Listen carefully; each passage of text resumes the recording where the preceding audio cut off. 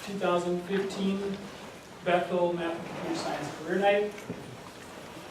We will have an opportunity for you to ask questions kind of as we go along. I'll ask some questions to the panelists as well. Let's see, why don't we have some you can see their names, but let's have a brief introduction. I'll start with Jake here. And Dr. Keeney can introduce Jake. So Jake, this is Jake Smith, 2013 graduate of Bethel. Actually in December, right? That's right. Okay. And he and I have worked together on a research project about 3 years ago related to actuarial science. And now he's working as an actuary at Allianz, which that's the right way to pronounce it. That's the correct way to pronounce it. Okay. You want to say something about yourself too? Yeah, I was a math physics major. I came into college thinking I was going to be an engineer. Realized that wasn't my forte, physics wasn't, so it was really just a blessing that Professor Kinney and I got to work in actuarial direction and kind of steered me from the path I am. So it was a great decision to come here and a great decision to make working with him. Good answer. Brendan Connelly works at Tech Trav.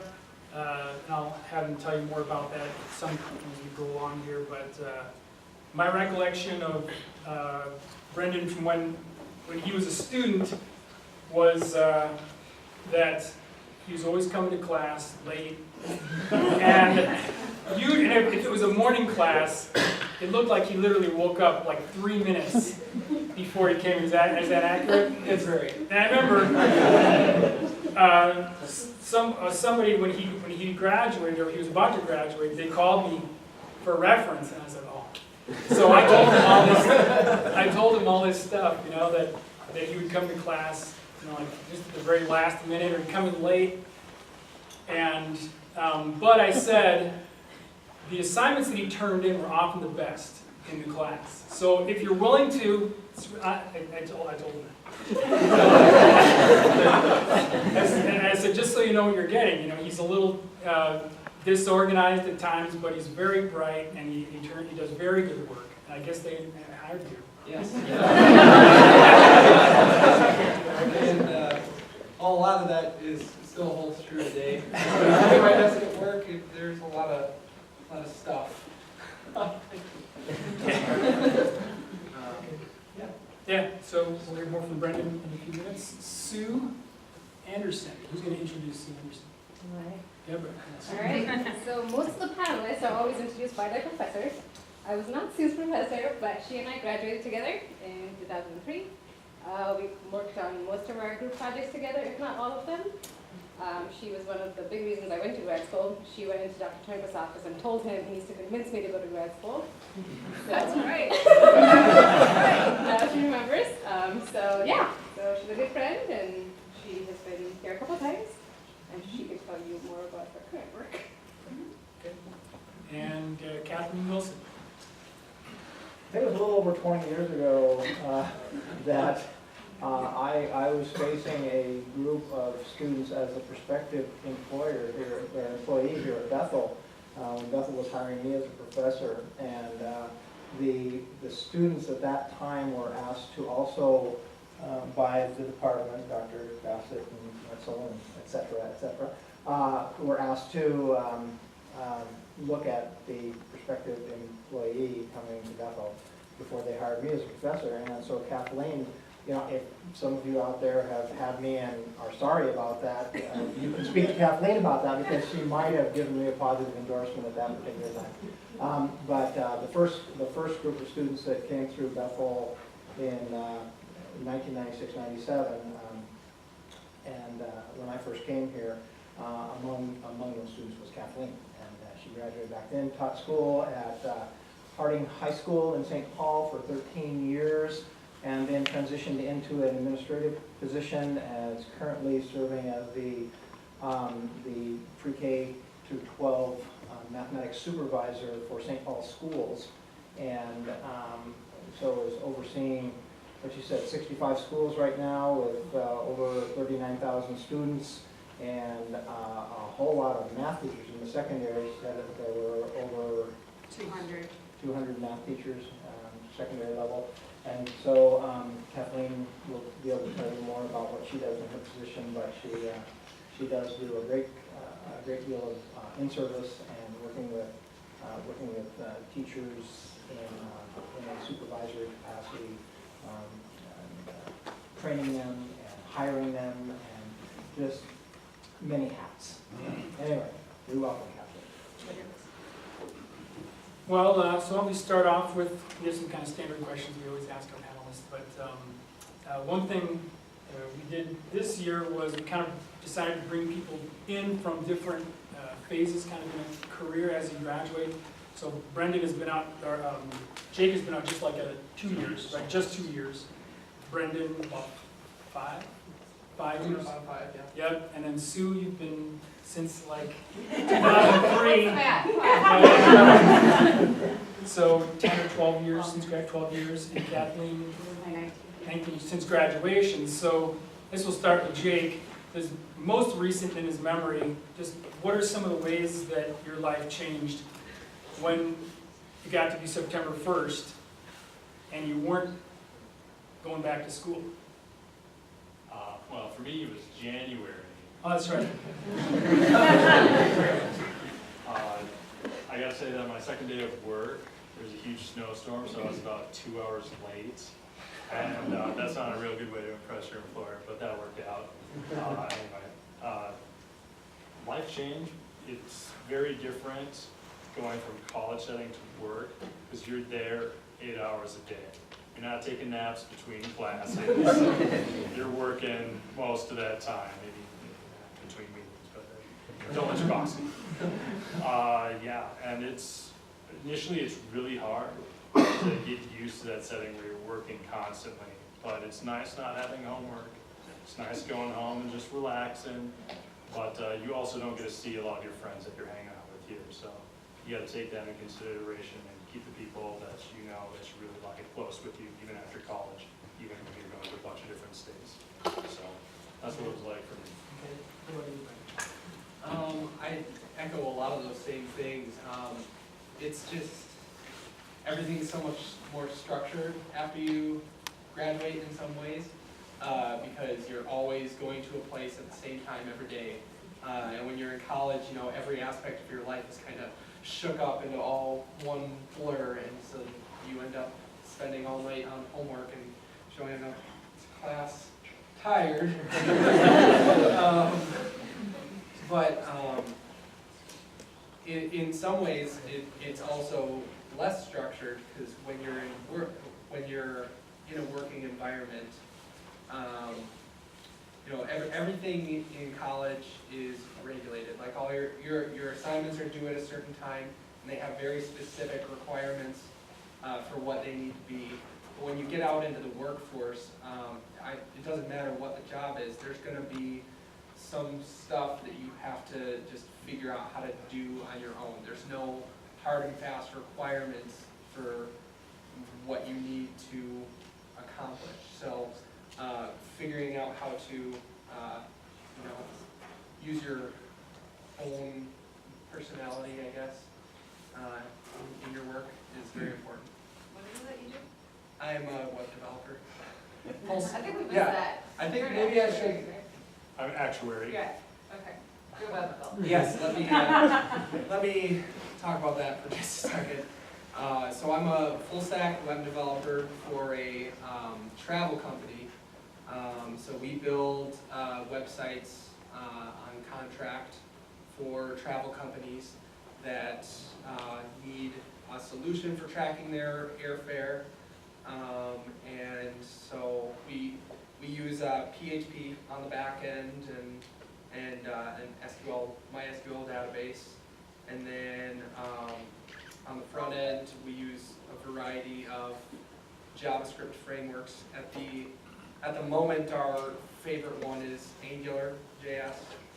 It's a very powerful JavaScript framework for making responsive web apps, and it's it's developed by Google, so it's got a lot of money behind it. So it's an exciting time to be a web developer. Yeah, so why don't we go around and go, Sue, who's running this thing? Is it You or him? There it is. Okay, so Jay, why don't you say something about what? Yeah, I suppose I should start.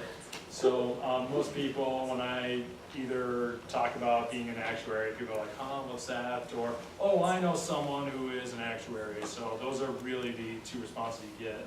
An actuary in general is a person who uses math to manage risk. And the higher you go up in the chain, you start doing less math and more business skills and balancing both those things.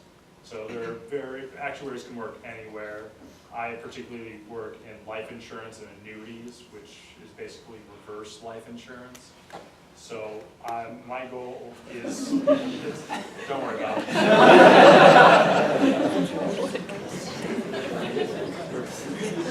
So my goal is to make sure, my team's goal is to make sure that our products are profitable not only for the company, but for the people who buy the products. And there's that fine line of too much for the company and too much for the policyholder, introducing risk to our business. Other actuaries might do financial reporting, which I think would be really boring, but so I'm glad I'm where I am.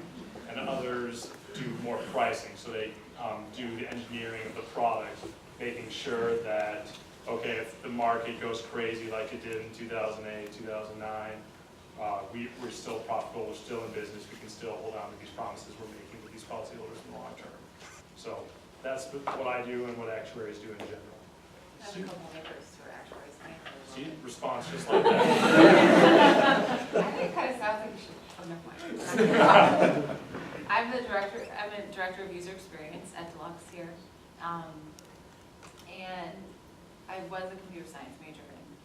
And what we do is really, we do a lot of the research. We do, doing all the strategy on understanding who our customer base is, how we can talk to them, what's the tone and the voice and the experience you want people to have when they come to your website or use your application. And then we design it. I have a team of people who do, we call them, at my company we call them architects, but they do the wireframing, so they do all the designs and the interactions, usually in black and white. And then I have a team of people who are the visual designers who apply the color and depth and make it really come to life. And so basically we do everything from inception through visual design, and then we hand it off to the people who do the Kathleen, Scott's already said a little about what you're doing. Why don't we kind of have a different question for you then? So you've been in public education for quite a long time. Why don't you talk about some of the job changes that you've made over the years and kind of what was the process or what was your decision to go from one job to the other? So when I started at Bethel, I thought I was going to be a missionary and teach overseas. That's what I thought I was being called to do. I remember one time sitting in chapel and someone came and spoke about urban education and how much urban education needed teachers who cared about kids. And so then it was at that moment that I remember having that switch in my heart that I wanted to go into urban education. And so then I wanted my placements to be in St. Paul. I tried as many different ways to get into St. Paul as possible. And so when I started teaching at Harding High School. And those of you in the room who are going into education, I got this, the norm, which was all the, pre-algebra classes, basically, that type of thing. Like, didn't get any of the advanced classes. They said I should be happy with an Algebra 2 class. So I had one Algebra 2 class and then a bunch of pre-algebra classes. And so that was my day. And it was very interesting. I remember being exhausted at the end of the day. So going home and not having any homework, I had papers to grade, I had lessons to plan, so that was not my experience. So at the end of the day, you still have work to do as a teacher, that type of thing. But I remember when I would get home, I would crash. And I had no idea that I would be that exhausted at the end of the day, but I was. So I taught, I think for my first 7 years. At some point, one of my principals asked me if I was interested in doing something part-time, so teaching part-time, and then I did data analysis for the building. And so at the time, there was the switch in education where we were giving all the standardized tests and then analyzing the standardized tests. So then I had a half-time position of analyzing the data of the school and presenting reports and things like that. And then at the same time, it started transitioning into the idea of PLCs, professional learning communities, So I went to trainings on that and then started leading the professional learning communities in our building and doing the PD, professional development for the whole school, not just mathematics. And so then I was still teaching part-time at that time and doing that. At one point, then one of my principals, I had 5 different principals in 13 years. And so at one point, one of the principals asked me if I was interested in full-time coaching. So then I went full-time out of the classroom and I would coach teachers all day long. And I would go into their classrooms, I would help admin give feedback to teachers. So I'd walk with the assistant principals and things like that. So I did a variety of things, which it's kind of interesting to see a former student farting sitting in the front row. Otto, he would stop by my office a lot because I had an office there and that type of thing because I was working with teachers, so I was out of the classroom at that point. Then my last couple of years at Harding, then I went back into the classroom because I missed it so much, and so then I taught part-time and coached part-time. And then at one point, 6 years ago, I worked a year in research evaluation and assessment. So St. Paul Public Schools is a big district, and so it has a whole department that does assessment evaluation for the district, and so I worked in that department for a year and coached teachers across the district. And then the opening came about for being the supervisor of math for the whole district, and so I was approached for that. And so now this is my 5th year being the supervisor for math, and I can work anywhere from pre-K through 12th grade. I lead PD for principals, for district people, but most of my time is spent with teachers and coaches and that type of thing. And so, like I was saying yesterday, I went from one meeting where I was talking about kindergarten math and like planning out kindergarten math and how you would integrate it with other subject areas, to the next meeting was talking about how do we get early college happening in our buildings. So I get a wide array from one meeting to the next there. So this is kind of one, pathway when you graduate, is kind of spiraling upward through whatever organization you're in, kind of moving vertically within the organization. Other people kind of bounce around. Sue, what is it like to go from one company to a completely different company? How do you decide, hey, it's time to do something? How many companies have you worked at? 2, really. So if you were at PTC. Which was enterprise software. Okay. That we designed. Basically, I designed the software that built airplanes and tractors and big mechanical, and the target audience, or the people that I do research on, were engineers, mechanical engineers, because they were the ones using the tool. And these companies were like the Airbuses and the John Deeres and the Toyotas, and so we went around the world. It was a lot of fun. But there gets to a point where I think you realize that there's only so much more you can learn. And when you feel like you've kind of plateaued on what you can learn, then I think it's kind of an opportunity for you to go find something else to do. And so when you look at user experience, you can do the application piece, which is designing a tool that somebody has to use for their work or for a specific task. And then the other side of user experience is like websites, the marketing websites or e-commerce websites, where you go from trying to figure out how to make a really difficult thing as easy as possible to what I do now, which is how do you persuade people to buy stuff? Or how do you persuade people to do something that you want them to do, right? So, I've always kind of been aware of the things that I want to do in order to progress and, learn more and, build up my skill set. And so once you feel like there's that opportunity, then I would suggest going for it. And that's how I do it now, actually. So, when I was joining my company, I was the first UXer that they hired. And now, like I just said, I have a team of 9 people. And every year we'd set goals for ourselves. It's like we need to convince people that they need to listen to us or that they should talk to us first before they just go develop stuff. I mean, there's just all these milestones that you set for yourself, and then, you realize either, okay, I've done everything I can, or you continue to do that in the place that you're at. So. Okay. You've been at the same company since you graduated? Yes, I have. Happy there? I am. I actually started there prior to graduating, which it's kind of tricky to find a good situation like that. You have to be willing to obviously work in the area, but I highly recommend it if possible.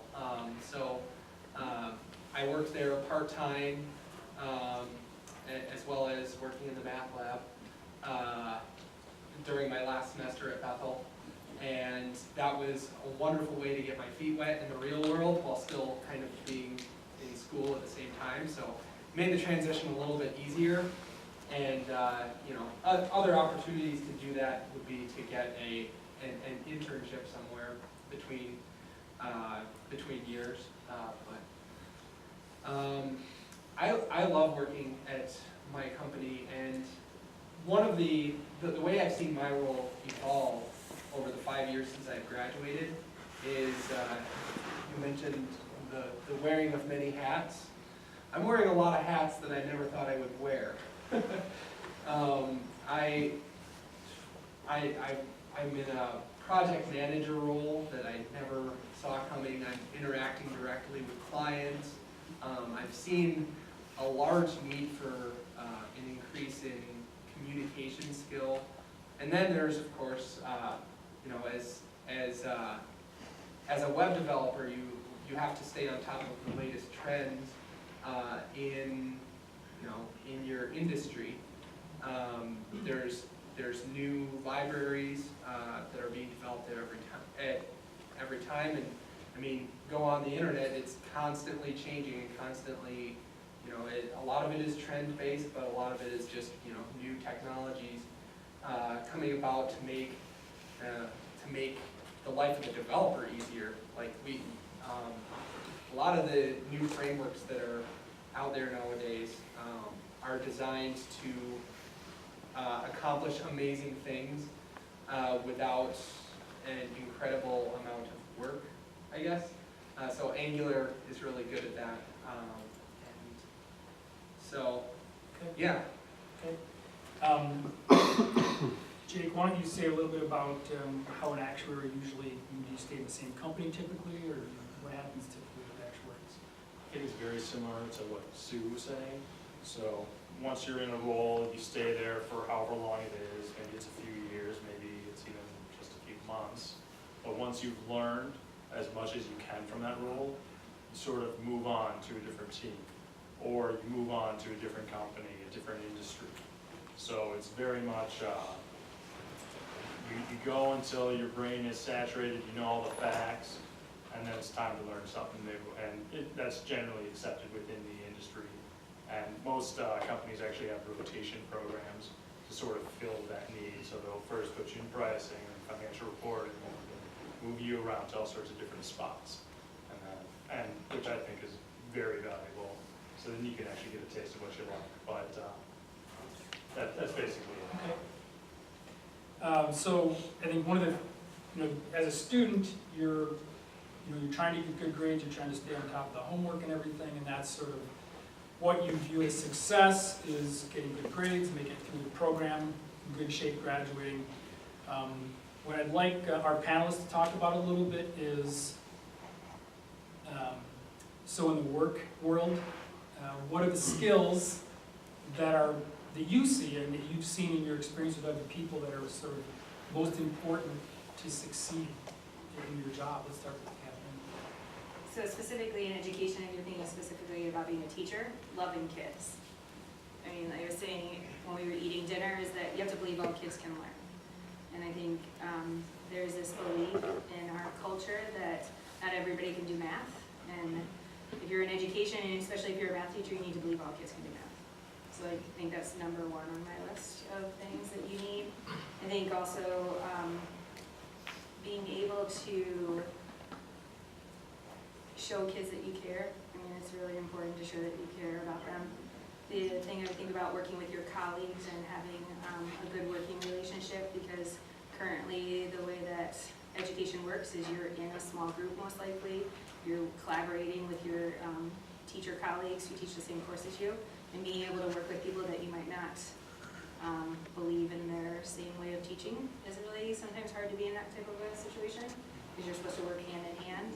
Because I've been in situations where I had a completely different teaching style and philosophy, but we were meeting together on a daily basis and we were supposed to figure this out together. So trying to figure out how you work with your colleagues is really important, that teamwork aspect. So those are the two main ones that come to mind.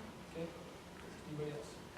I think that one of the skills, and this has to do with, I guess, what I do, but I'm very aware of whenever you are talking to anybody, being very aware of what your audience needs to hear, right? And so I tell my team all the time, anytime you're presenting anything, think about it as a sales pitch. You have to understand your audience, who it is that you're talking to, the language that they would use, the way in which they would appreciate what you're trying to tell them. And it's really a deliberate thought process, and you should always be prepared, and that's how you're most effective. And that's with working with people outside of your group, that's with trying to convince, stakeholders what you're doing is the right thing to do, that's with trying to convince executives. It's being very deliberate about the conversations you're having and the way in which you're presenting what your thoughts are. Yeah, I can back that up, and that was not necessarily a skill that I was great at when I graduated. So when I first started working with clients directly, my boss had to pull me aside and say, "Hey, Brendan, tone down the techie level just a few notches." Like, no, they don't want to hear that they're gonna tune it out if they can't understand it. And so, learning who I'm emailing, who I'm talking to, it vastly improved my communication skills. And just communication is a very important piece of succeeding in the work environment. It's one that you might not think of, as a math or computer science person. You're thinking very much about your skill and developing your skill when you're in college.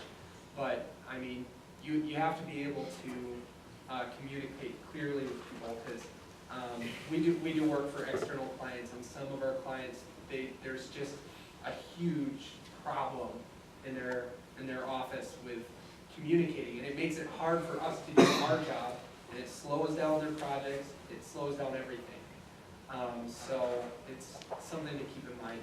Can I add one more? Yeah. So, in addition to that, always, again, I do this all the time, I coach my team, but it's like have a very specific goal. And I think you can start doing this now. Every time you're doing a presentation or you're talking in front of a group of people, like keep in mind, what is it the one thing I want them to remember or take away from what I'm going to tell them? Because that, again, thinking through that very clearly is a very effective way to start getting ready for going out in the world. That's a good tip, underrated. One goal, what do you want them to Yeah, walk what about- away remembering? And I'd just like to add on to that, I mean, you've heard many people say communication, communication, communication, but that's really what sets you apart from your peers when you're in the workforce. I know part of the reason I got my job was I was in math lab tutoring. I got a lot of practice explaining these very complicated mathematical concepts to students who couldn't quite get it. And so I asked the person who hired me, like, what's part of the reason? That was the first thing he listed.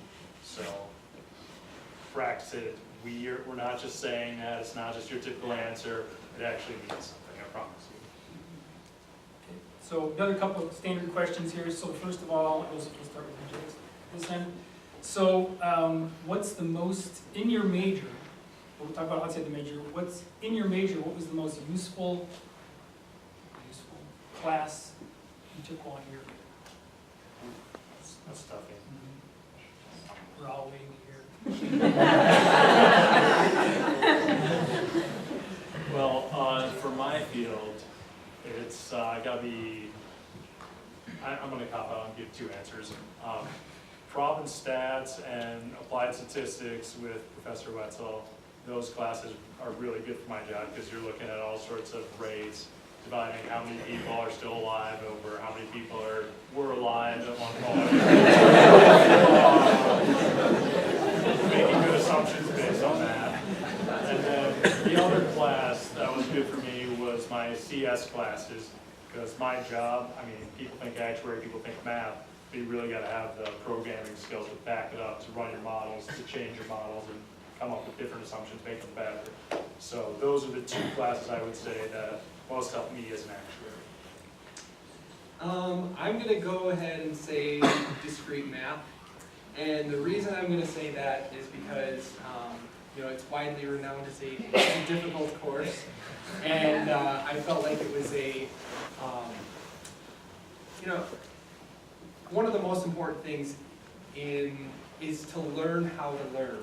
And there are so many concepts in discrete math that have helped me become skilled at picking up new things quickly. And it was also kind of a breakthrough class for me where I had struggled with calculus my freshman year, but that was like my breakthrough math class where I got an A in that class, and I was probably more proud of that A than any other A. and then I ended up tutoring it in math lab, which was a blast. If you ever have an opportunity to do that, you should. Much better than working in the DC in the dish room. So. Okay, what about you, Sue? I think that all of the classes were really good at, it's about problem solving. It's about, I came into computer science and I was one of 4 girls, right? And I hadn't never used a computer outside of writing a couple emails, and there was like all these geeks like sitting around on there like talking in these languages that I had no clue, right? But it was all about how you approach and you problem solve. And when I look at my team today, the difference between the people who had like maybe English majors or just visual design majors and the people who have some sort of an engineering computer science major, it's like they're really good at trying to solve problems and not quitting. Because they know that there's going to be an answer, and that's not something that you get, I think, in a lot of other majors. It's like the pursuit of finding an answer. Can I add one more thing? So, oh my gosh, brain fart. We'll come back to it. Sorry. So the math classes I loved the most was discrete and linear algebra. So those are my 2 favorites, because I didn't know that math like that existed when I went to high school, so those were really cool. I loved them.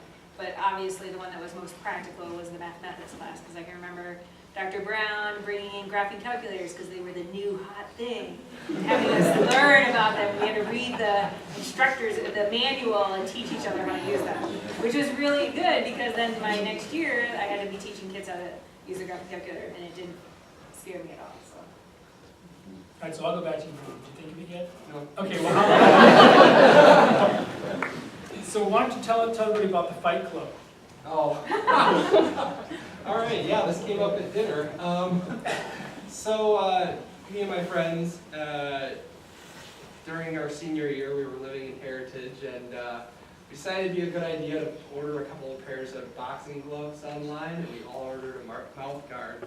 And then we would sneak up to the football field at night, and at that time they kept the lights on at night, and so we would go up onto the football field and beat the snot out of each other.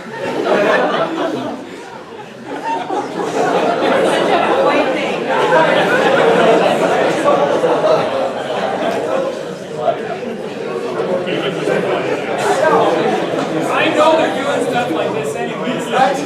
I told Dr. Turnquist, and I told him, I'm far enough removed from graduation now that I feel like I could tell you this. And now you regret it. Not, well, yeah, I'm on the spot, I'm on video.